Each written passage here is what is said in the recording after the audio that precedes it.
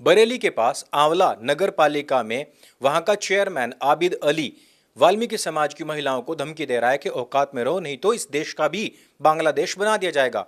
मुजफ्फरनगर का एक मोमीन लड़का हिंदुस्तानियों को धमकी दे रहा है कि अभी तख्तापलट की बारी बांग्लादेश की थी, अगला नंबर भारत का होगा। मौलाना साजिद रसीदी पहले तो भगवान राम के मंदिर को तोड़ने की साजिशें भी बना चुका है, लेकिन अब मुसलमानों को समझा रहा है कि अगर तुम्हारे बच्चे मोंटेसरी स्कूल में पढ़ते हैं तो वहां पर उनको सिखा कर भेजो कि वो भारत माता की जय या वंदे मातरम नहीं बोलेंगे, क्योंकि ये इस्लाम के खिलाफ है। झारखंड के गढ़वा में हिंदुओं के ऊपर इसलिए पत्थरबाजी हो जाती है क्योंकि वो लोग कलश यात्रा निकाल रहे थे। बंगाल में तो हिंदुओं की हालत खराब है ही साथ पश्चिम बंगाल में भी यही स्थिति बनी हुई है, लेकिन पुलिस अपने ही लिबरल पत्तलकारों को धमकियां दे रही हैं कि फेक न्यूज मत फैलाओ, नहीं तो हम तुम्हें गिरफ्तार कर लेंगे। लिबरल्स के चहेते सांसद ही लिबरल्स पत्तलकारों को ब्लॉक कर रहे हैं क्योंकि उन्होंने कुछ सवाल कर दिए थे। नरेंद्र मोदी की सरकार ने बांग्लादेश में हो रहे हिंदुओं के ऊपर अत्याचारों के चलते भारतवर्ष से जो तकरीबन 800 मेगावाट बिजली बांग्लादेश को सप्लाई की जाती थी वो रोक दी है।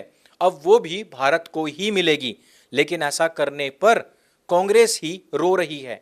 राहुल गांधी एक छोटा सा ट्वीट करते हैं, वो भी इतने दिनों के बाद कलकत्ता में हुए इंसिडेंट्स के ऊपर, लेकिन वो ये तक नहीं कह पाते कि मैं पश्चिम बंगाल जाऊंगा। ये वही राहुल गांधी है जो तारा सिंह बन के कह रहे थे कि हाथरस जाने से मुझे कोई ताकत, कोई सरहद नहीं रोक सकती, जबकि उत्तर प्रदेश के मामलों में और पश्चिम बंगाल के मामलों में जमीन आसमान का फर्क है। पश्चिम बंगाल में महिला डॉक्टर के साथ हुई उस विभत्स घटना के बाद सबूत मिटाए जा रहे हैं, लेकिन सबूत मिटाने की बात करने वालों को भी जेल में डालने की धमकियां मिल रही हैं।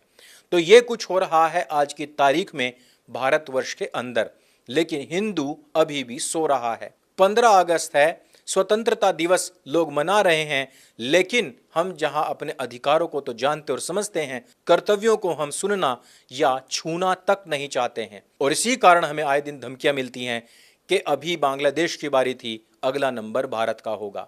वैसे मैं आपको बता दूं, आज है 15 अगस्त और आज हमारी पुस्तक ढाई मोर्चे के चक्रव्यूह पर जो छूट मिल रही थी उसमें सिर्फ कुछ ही घंटे बाकी हैं। यह पुस्तक आपको अमेजन पर कैश ऑन डिलीवरी, साथ ही साथ 150 रुपए की छूट और फ्री डिलीवरी के साथ साथ किश्तों में भी उपलब्ध है, और यही छूट सनातन हाट पर भी आपको मिल जाएगी। आप चाहें तो डिस्क्रिप्शन और पिन कमेंट में जाएं, इस पुस्तक को अवश्य खरीदें ताकि आप समझ सके कि हिंदुस्तान का टोपीबाज इतना क्यों इतराता है आपकी कमजोरी पर। बात की शुरुआत करते हैं आंवला क्षेत्र से, जहां के चेयरमैन आबिद ने खुलेआम एक वाल्मीकि समाज की महिला को धमकी दी है कि या तो औकात में रहो, नहीं तो इस देश का भी बांग्लादेश बना दिया जाएगा। पहले आप इन महिला का खुद का स्टेटमेंट सुनिए। हमारे घर के सामने मुस्लिम लोगों के ठेले लगते हैं फल के, हमने कहा कि इन ठेलों के लिए हटाओ। वो लोग सब लोग चेयरमैन साहब के पास पहुंच गए। चेयरमैन साहब हमारे घर में आके घुस गए, बोले भंगियो अगर तुम्हें रहना है यहाँ पर तो दब के रहो, और नहीं तो यहाँ पर बांग्लादेश बना देंगे हम 2 मिनट में।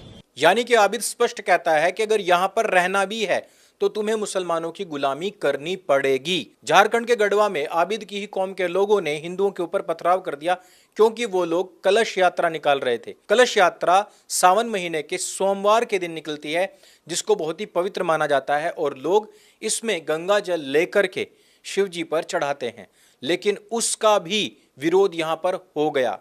मैंने पिछले वीडियो में भी कहा था कि कोई भी इस्लामिक देश हिंदुओं पर होने वाले इस प्रकार के अत्याचारों पर कभी आवाज नहीं उठाते, लेकिन हिंदुस्तानी मुसलमान ये चाहते हैं कि हिंदुस्तानी लोग अपनी किडनियां बेच करके भी डोनेट करें गाजा पट्टी के लिए। लेकिन यहां हिंदुस्तान तो छोड़िए, बांग्लादेश के अल्पसंख्यकों के लिए भी इनकी आवाज नहीं निकलती है, जबकि वहां हो या पश्चिम बंगाल में हिंदुओं की हालत बड़ी ही खराब है। अभी पश्चिम बंगाल में जो डॉक्टर के साथ में दुर्घटना हुई थी, जिनका नाम था मौमिता देवनाथ, उनके विषय में भी इस्लामिक लोग कुछ इस प्रकार के पोस्ट कर रहे हैं, और उसमें भी RIP की फुल फॉर्म भी चेंज कर दी है।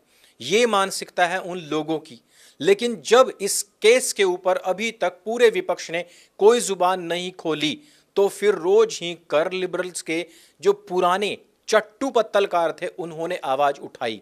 बरखा दत्त ने आवाज उठाई तो उसको भी कलकत्ता की पुलिस ने डराया और धमकाया और कहा कि इस प्रकार की फेक न्यूज ना फैलाई जाए।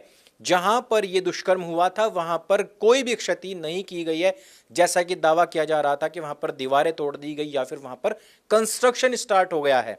जबकि इस प्रकार के काफी सारे वीडियोस हमारे पास में हैं जहां पर यह पुष्टि हो रही है कि कुछ छेड़खानी तो वहां पर हुई है। इवन हॉस्पिटल्स के भी ऐसे वीडियोस हैं जिसमें डॉक्टर और पेशेंट आकर जब देखते हैं तो उनकी रूह कांप जाती है कि इस प्रकार के हालात यहां पर बना दिए गए हैं। हो ना हो यह इसीलिए किया गया हो कि ताकि वहां जो कुछ घटित हुआ उसके सबूत मिटाए जा सके। और रीजन ये क्योंकि रेपिस्ट खुद इंडी गठबंधन का ही व्यक्ति है। हमने चाहे उत्तर प्रदेश के अंदर समाजवादी पार्टी के कार्यकर्ताओं के द्वारा बहन बेटियों के साथ होने वाले दुष्कर्मों को देखा हो, या फिर पश्चिम बंगाल में ये सारे के सारे इंडी गठबंधन के ही लोग क्यों निकलते हैं, इस पर भी सबको विचार करना चाहिए। मौलाना साजिद रशीदी जो कि ऑलरेडी भगवान श्री राम के मंदिर तथा सोमनाथ मंदिर पर भी इसी प्रकार की नफरत उगल चुका है, वो कह रहा है कि मुसलमानों अपने बच्चों को यदि तुम स्कूल्स में भेजते हो तो उनको यह सिखा और बहका करके भेजो कि जय हिंद, वंदे मातरम या भारत माता की जय इस्लाम के खिलाफ है। इस तरीके के मौलानाओं से मैं पूछना चाहता हूं कि क्या तुम्हारे इस्लाम के अंदर ये जो स्कूली पढ़ाई है ये हलाल है? जहां तक हमने इस्लाम को पढ़ा है वहां पर दुनियावी तालीम हराम होती है, यानी कि साइंस, मैथ, सोशियोलॉजी, इंग्लिश या अन्य प्रकार की कोई भी शिक्षा इस्लाम में हराम है और वहां पर केवल और केवल कुरान की ही तालीम दी जानी चाहिए। ये लोग पहले तो अपने बच्चों को यह कहकर रोक देते हैं कि हमारे लिए वो तालीम नहीं बनी है और हमें यहां पर घर नहीं बनाना, हमें जन्नत के अंदर घर खोजना है, वहां की हमें तैयारी करनी है क्योंकि वो एवरलास्टिंग है। यहाँ हम 50 साल 100 साल जिएंगे लेकिन वहां पर हम ताज जिंदगी जिएंगे, हालांकि उसका कोई प्रूफ किसी के पास में नहीं है और ये अंधभक्ति के अलावा कुछ भी नहीं। लेकिन जब सच्चर जैसी खच्चर कमेटी बन जाती है और इन लोगों को पता लगता है अचानक से कि अरे हम तो इतने पिछड़े हुए हैं, तो फिर इनको विक्टिम कार्ड खेलते हुए R&D रोना भी करना होता है। फिर ये कहते हैं कि इन सरकारों में हम पिछड़े रहे, जबकि इनकी खुद की दीनी तालीम और इस प्रकार के मौलाना दुनियावी तालीम के खिलाफ होते हैं।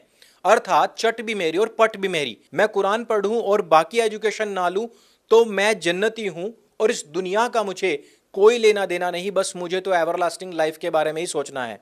और अगर कोई बता दे कि यार ये तो R&D रोना रोने के लिए तुम्हारे पास में एक बहुत अच्छा विक्टिम कार्ड है, पढ़े तुम अपनी मर्जी से नहीं थे, लेकिन अगर तुम इसको बुझाने लग जाओ तो सारी की सारी सरकारें तुम्हारे पिछवाड़े चाटने के लिए तैयार हो जाएंगी। फिर ये अपना ये वाला विक्टिम कार्ड निकाल करके डंडी रोना स्टार्ट कर देते हैं और फिर कहते हैं कि देखो किसी भी सरकार ने हमारे ऊपर कोई ध्यान ही नहीं दिया। और फिर सारी की सारी सरकारें, इवन ये सरकार जो चल रही है अपने 3rd टर्म में, ये तलक भी इनको सुसु पोटी भी धरती पर नहीं करने देते।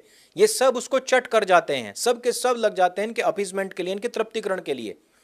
ऐसे में इन जैसे मौलानाओं और खास तौर पर इस इंपोर्टेड कल्ट जिसकी विचारधारा ही बाहर से आई है, वो हमारे भारतवर्ष के बारे में इस प्रकार के निर्णय यदि देते हैं तो खास तौर पर सरकार, कानून प्रशासन, कोर्ट को इस पर स्वसंज्ञान से ही एक्शन ले लेना चाहिए, क्योंकि ये वे नारे हैं जिनके कारण से हमें अंग्रेजों से आजादी मिली है।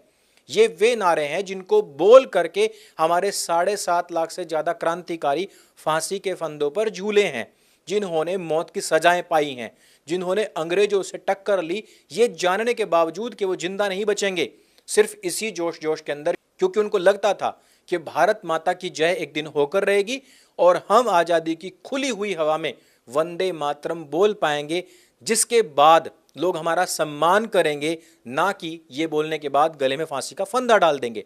लेकिन अब ये लग रहा है कि वापस से अंग्रेज तो चले गए लेकिन ये लोग आ गए हैं जो वंदे मातरम, भारत माता की जय या जय हिंद बोलने पर, जो कि दोबारा से हमारे वंदे मातरम, भारत माता की जय या जय हिंद बोलने पर गले में फांसी का फंदा डालने को उतारू हो रहे हैं। इन लोगों का पूर्णतः बहिष्कार हो और इस प्रकार के जितने भी नफरती लोग हैं इन सब के खिलाफ भी स्ट्रिक्ट से स्ट्रिक्ट एक्शन लिया जाना चाहिए। तो इस वीडियो में सिर्फ इतना ही। ये थी आज की वो चर्चाएं, वो बातें जो मेन स्ट्रीम मीडिया कवर नहीं करता और हम सत्य सनातन कृत संकल्पित हैं आपको ये सब चीजें बताने और आपके संज्ञान में लाने के लिए। मर्जी आपकी है, आप उससे क्या सीखते हैं और क्या उसमें से फेंक देते हैं। आप सबने वीडियो देखा, आपका बहुत बहुत धन्यवाद। और अगर आपकी इच्छा है तो आज कुछ ही घंटे बचे हैं इस कोर्स को खरीदने के लिए। मेरे संग बोले सत्य सनातन वैदिक धर्म की जय। जय हिंद, वंदे मातरम।